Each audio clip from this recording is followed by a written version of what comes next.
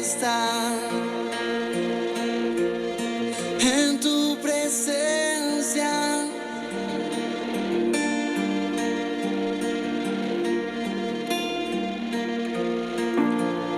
He podido probar ese dulce amor, mi corazón liberó y mi vergüenza cubrió.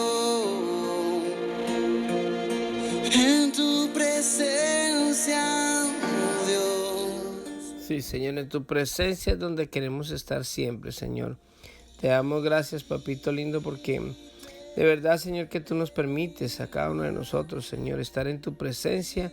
Gracias al sacrificio que Jesucristo hizo en la cruz, Señor, que puso ese puente para que nosotros pudiéramos estar en tu presencia, Señor, entrar a tus atrios, Padre. Gracias por esa sangre, porque nos purifica, nos santifica, nos borra toda mancha de pecado, y tu Espíritu Santo está en nosotros, Señor, y podemos disfrutar de esa presencia, esa chequina, Padre Santo. Te bendecimos y te adoramos, Señor.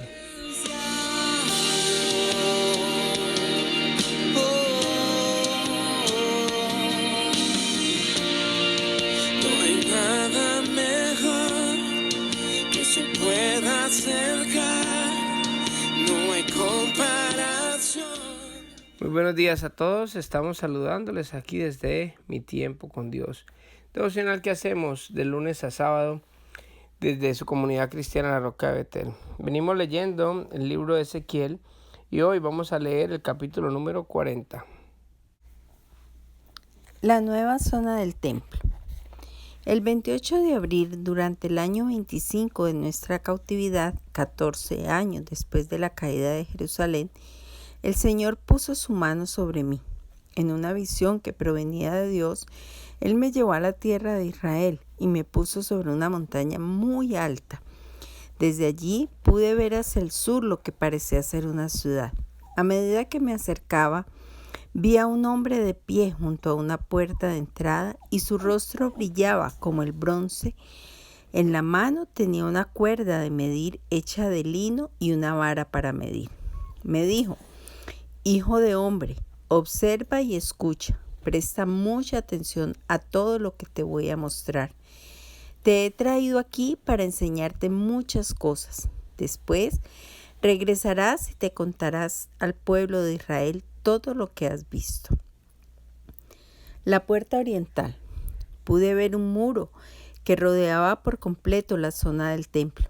El hombre tomó una vara que medía 3 metros con 20 centímetros de largo y midió el muro, y el muro tenía 3 metros con 20 centímetros de espesor y 3 metros con 20 centímetros de alto. Luego se dirigió a la puerta oriental, subió los escalones y midió el umbral de la puerta. Tenía 3 metros con 20 centímetros de fondo. También había cuartos de vigilancia construidos a cada lado del pasillo de la entrada. Cada cuarto formaba un cuadrado de 3 metros con 20 centímetros de lado. Entre cuarto y cuarto había una distancia de 2 metros con 70 centímetros a lo largo de la pared del pasillo. El umbral interior de la puerta que conducía a la antesala en el extremo interior del pasillo de la entrada tenía 3 metros con 20 centímetros de fondo. También midió la antesala de la entrada. Tenía 4 metros con 20 centímetros de un extremo a otro y columnas de apoyo de 1 metro con 10 centímetros de espesor. Esa antesala estaba en el extremo interior de la estructura de la entrada y daba al templo.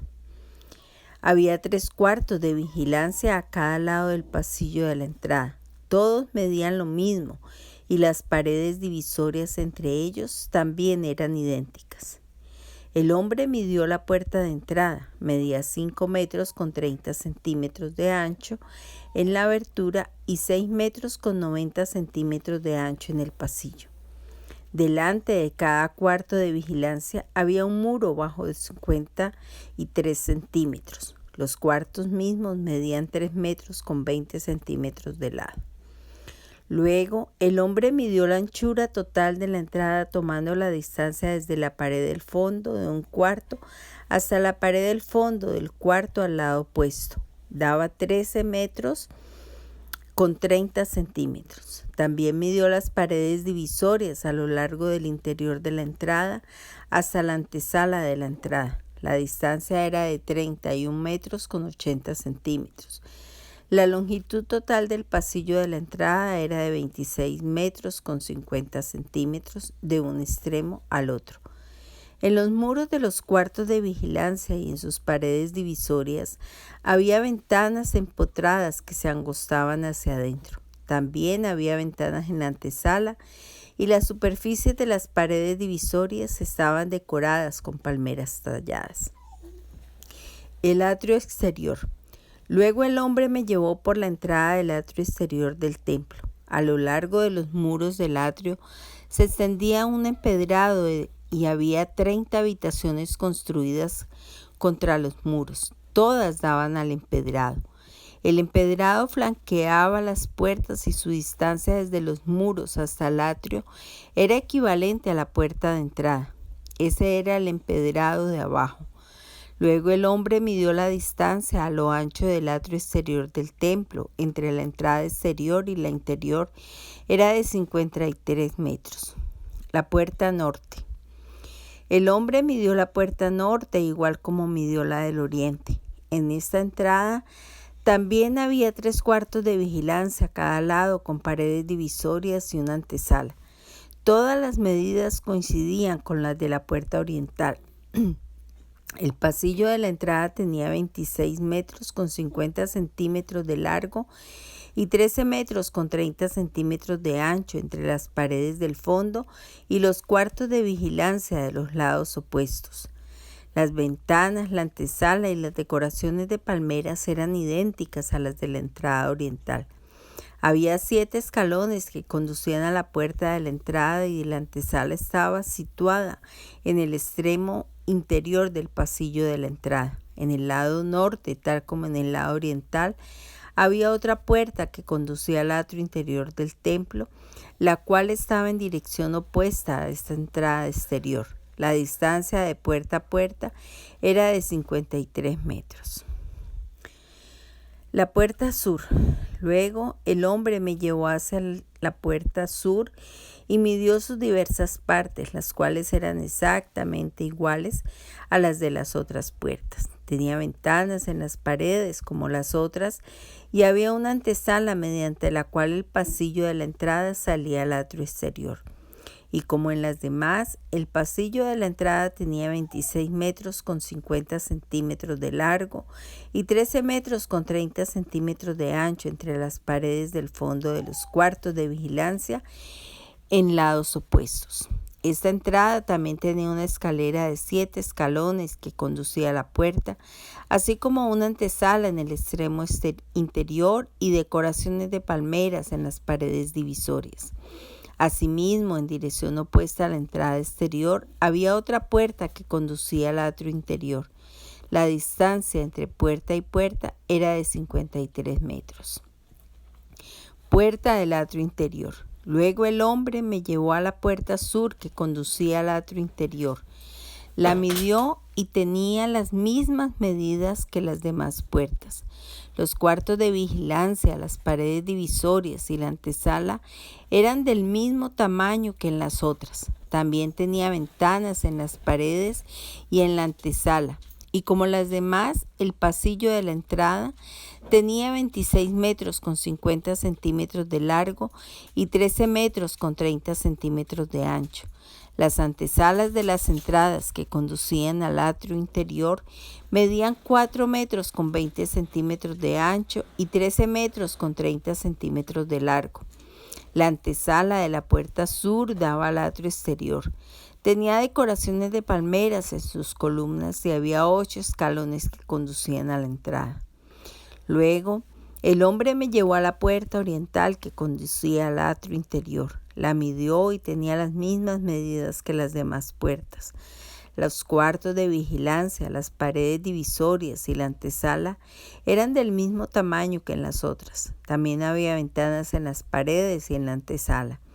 El pasillo de la entrada medía 26 metros con 50 centímetros de largo y 13 metros con 30 centímetros de ancho. La antesala daba al atrio exterior. Tenía decoraciones de palmeras en sus columnas y había 8 escalones que conducían a la entrada.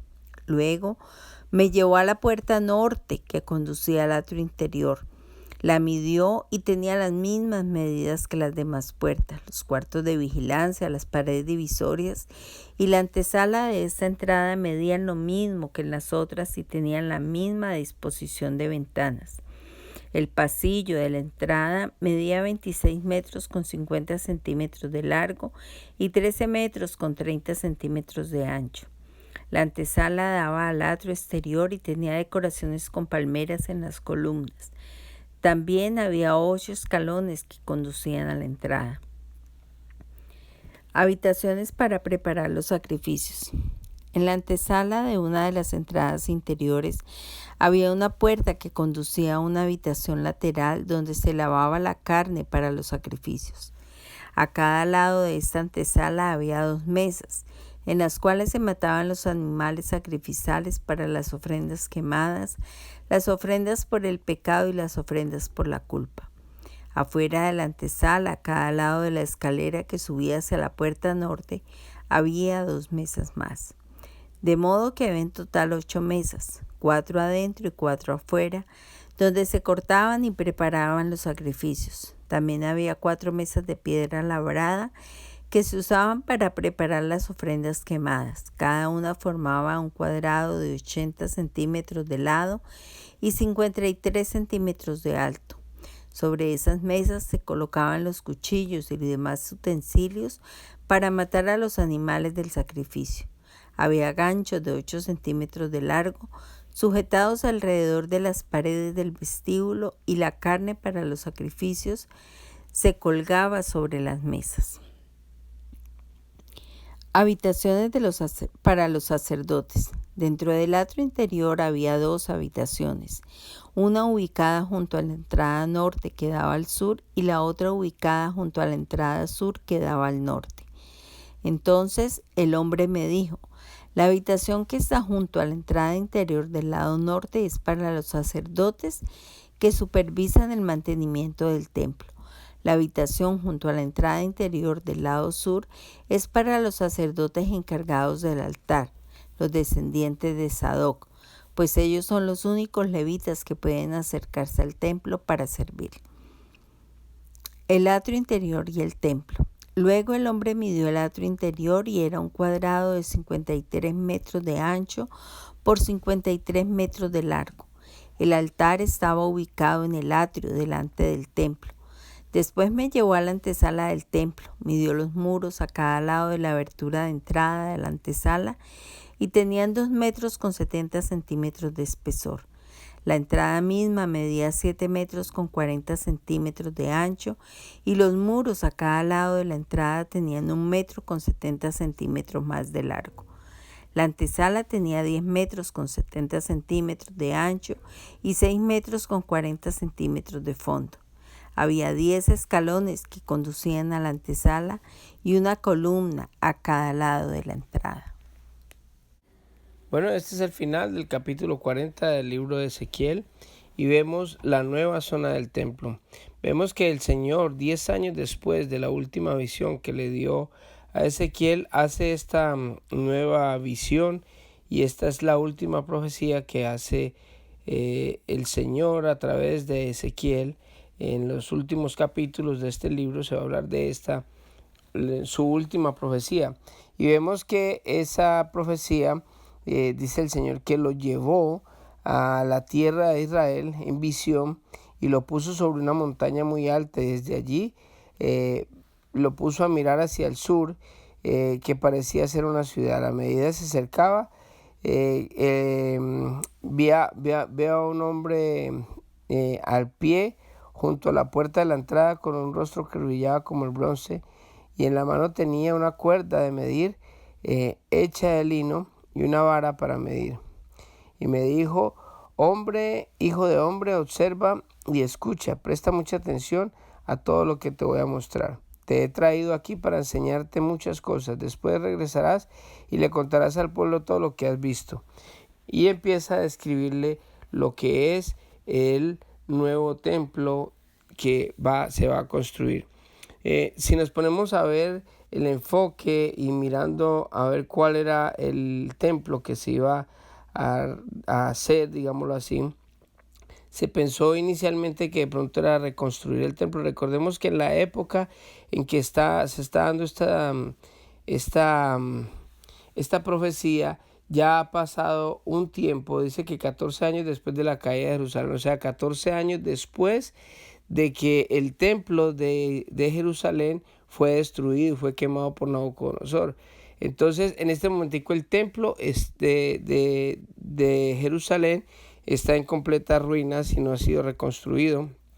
Pero si hoy podemos, de pronto Ezequiel piensa que este es el mismo templo que estaba en el mismo lugar de Jerusalén y que va a ser reconstruido con estas medidas y todas las cosas que vemos ahí. Pero si vemos cómo en el tiempo de Esdras y Zorobabel, la descripción de este nuevo templo no concuerda con la descripción, porque ellos fue a reconstruir el templo que había construido Salomón.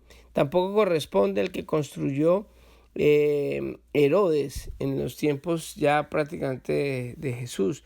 O sea que este es un nuevo templo y esta profecía va más dedicada al templo que se va a construir en los tiempos finales. Hay algo que causa de pronto un poquito como de extrañeza, porque hay varias características que hacen de este templo, pero normalmente lo que se habla, lo que se dice que esta profecía de este templo va a ser en la época ya de la segunda venida del Señor, en el tiempo milenial, cuando el Señor ya esté aquí gobernando por 1000 años y vamos a estar con Él. Y estas serían las características del nuevo templo y el nuevo lugar, la nueva zona del templo. Pero hay algo que se menciona y que es lo que de pronto uno vamos a ver en el futuro qué va a pasar con esto, pero se mencionan muchas fiestas del anterior, del Antiguo Testamento, y se menciona la Pascua, la fiesta de los panes sin levadura, los tabernáculos y las primicias, y el Pentecostés no se menciona, porque el Pentecostés prácticamente es el tiempo donde iban a ellos a llevar las primicias a la iglesia. Pero pues ya vamos a estar todo un tiempo completo cuando el Señor esté gobernando, no va a haber primicias en esa época, porque ya estamos con el Señor todo el tiempo. Entonces, ¿qué va a pasar? Dice que en ese templo hay otra cosa de las descripciones que hace que no se menciona, es el velo, porque ya la obra de Jesús y lo que separaba el lugar santísimo del lugar santo ya no está, porque la presencia de Dios ya estaba ahí con ellos, estaba afuera, no se necesitaba llegar a ese lugar para encontrar a Dios, porque Dios es el que está gobernando. No se menciona el arca del pacto, porque la obra de Jesús en la cruz se cumplió en el lugar de expiación y la propiciación del templo. O sea que esa parte tampoco se menciona en este nuevo templo. Dice, no se menciona tampoco al sumo sacerdote, porque Jesucristo es el sumo sacerdote. Así que esto tampoco se menciona en este nuevo templo. Por eso es que se cree y se piensa que este templo va a ser hacia el futuro en el periodo milenial. Tampoco se menciona al rey, porque el Señor Jesús es el Rey de Reyes y el Señor de Señores. Tampoco se menciona la plata y el oro, porque en ese tiempo milenario esas cosas no van a tener el mismo valor. O sea, ya la gente no se va a pelear por el oro, ya no van a haber ladrones en la calle que le roben la cadena de oro a las personas, ya no va a tener valor porque no va a haber tentación, no va a estar el enemigo, no va a estar el diablo, no va a estar quien nos ponga ese interés por las cosas materiales, sino que vamos a estar solamente contemplando el rostro del Señor. Lo que sí es extraño que se ve, y es que va a haber el lugar del sacrificio donde se sacrifican los animales, porque el único sacrificio válido para el Señor es el sacrificio que hizo Jesucristo en la cruz, pero probablemente será para hacer sacrificios para recordar o conmemorar ese mismo sacrificio que el Señor hizo por nosotros. Pero en esa época dice que se va a volver prácticamente a las mismas características y al orden del Antiguo Testamento como fueron dadas a través de Moisés, pero no se menciona nada de cómo se va a hacer o para qué se va a tener la pila de la propiciación del sacrificio de los animales. Pero básicamente trae mucho del Antiguo Testamento para que se cumpla otra vez las cosas como inicialmente el Señor las manejó, las puso. Así que esta es más o menos la visión que le dio el Señor a Ezequiel acerca de las medidas del templo. Y ya como lo leía mi esposa, las descripciones y toda la cosa, pero eso es lo interesante, que estas medidas y este templo todavía no se ha construido, sino que va a ser para el periodo milenial, donde esperamos estar todos nosotros con el Señor disfrutando de esa bendición tan grande que es estar siempre en la presencia de Dios. Así que vamos a orar en esta mañana, porque la presencia de Dios es lo más importante que nosotros debemos de anhelar. Porque mire que algo interesante es que el oro y la plata no van a ser importantes. ¿Sabe por qué? Porque el materialismo se termina ya con todo esto en este nuevo periodo milenial. Y eso debería empezar en nuestras vidas hoy, porque lo más importante es buscar de la presencia de Dios y no lo material. Lo material, el día que nos muramos, se queda aquí. Las casas, los carros, todas las cosas que uno de pronto haya esforzado para conseguirlas se van a quedar aquí y nadie se va a llevar nada para la eternidad. Así que vamos a orar para que el Señor nos ayude a estar siempre pendientes de buscar de su presencia.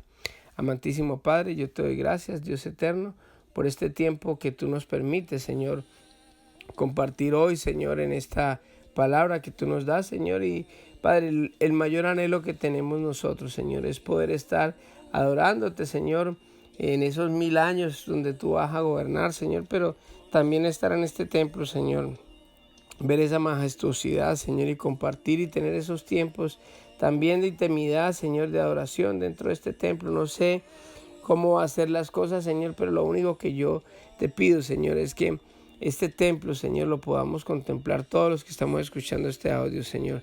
También te pido, Padre Santo, por cada templo, por cada casa de oración, Señor, que estamos nosotros, los que escuchamos estos audios, Señor, a los que vamos, Señor, a todas las iglesias de mis hermanos, los pastores que nos escuchan, de todos los hermanos que también van a otras iglesias, Señor, y a la Roca de Betel también. Bendícelos a todos con tu presencia, Señor, que es lo que más anhelamos, Señor. Te doy gracias por cada persona que escuche este audio, Señor, y te pido de todo corazón, Señor, que nos bendigas en este día, Señor, y que tu presencia nos inunde hoy, Padre Santo, en el nombre de Jesús. Amén y amén. Que Dios les bendiga a todos y que tengan un hermoso día.